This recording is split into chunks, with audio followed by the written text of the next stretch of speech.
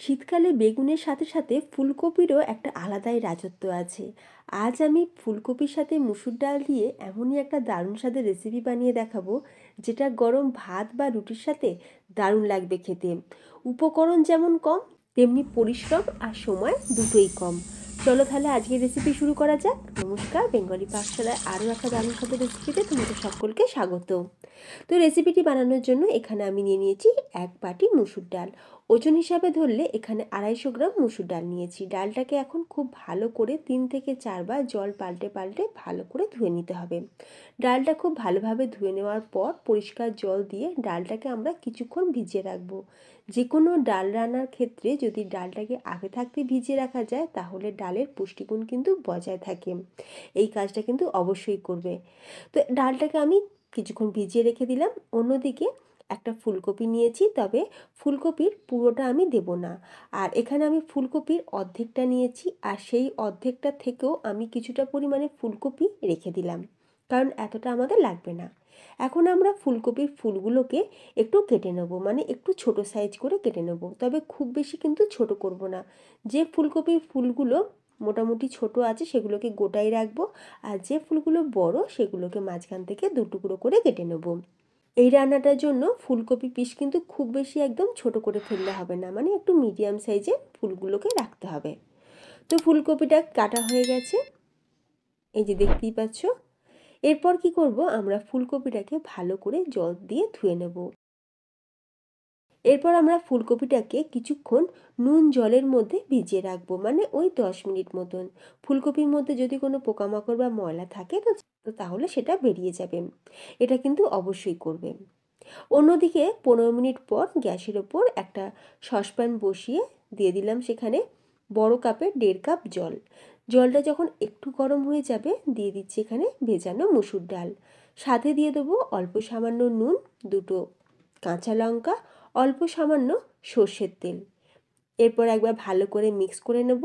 আর হ্যাঁ, এরই সাথে আমি একটা তেজপাতাও দিয়ে দিলাম। ডাল সিদ্ধর সময় একটু তেজপাতা দিয়ে দিলে তাড়াতাড়ি সিদ্ধ হয়ে যাবে। সব কিছুকে একবার ভালো করে মিক্স করে নিয়ে ডালটাকে আমরা সিদ্ধ করে নেব। তবে ডাল সিদ্ধর সময় দেখবে যে হয়তো ওপর দিকে এই ফেনা মতন ভেসে উঠবে, তো তোমরা সেটাকে কী করবে, ফেলে দেবে তুলে, কারণ এগুলো কিন্তু ডালের ময়লা আর খেতেও ভালো লাগবে না। সেই জন্য ওই ফেনা মতনটা তুলে ফেলে দিতে হবে।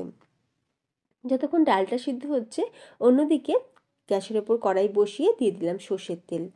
আর তেলটা ভালোভাবে গরম হয়ে যেতেই দিয়ে দিলাম ফুলকপি। এখন আমরা ফুলকপিটাকে ভেজে নেব। এখন কিন্তু ফুলকপির মধ্যে আমরা নুন দেব না। এখন নুন দিয়ে দিলে ফুলকপি থেকে জল ছেড়ে দেবে, যার ফলে ফুলকপি ভাজাটা ভালো হবে না। যতক্ষণ ফুলকপিটা ভাজা হচ্ছে, অন্যদিকে দেখো আমাদের ডালটাও খুব ভালোভাবে সিদ্ধ হয়ে গেছে। তবে হ্যাঁ, ডাল কিন্তু একদম পুরো গলিয়ে ফেললে হবে না। ডাল সিদ্ধ হবে ঠিকই, কিন্তু আস্ত থাকবে, মানে ডালের দানাগুলো একটু ফেটে ফেটে যাবে, কিন্তু ডাল গলে যাবে না। এমন পর্যায়ে গ্যাসটাকে অফ করে দেবো। অন্যদিকে ফুলকপিটা আমাদের ভাজা হয়ে গেছে।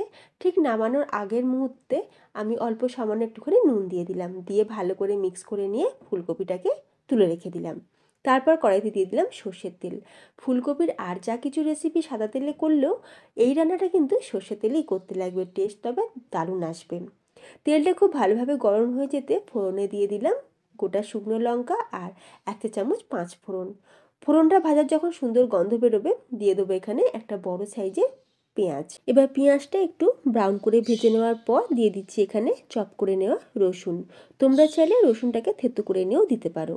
রসুনটাকে দিয়েও কিছুক্ষণ ভাজা ভাজা করে নেবো, যাতে রসুনে কোনো রকম কাঁচা গন্ধ না থাকে।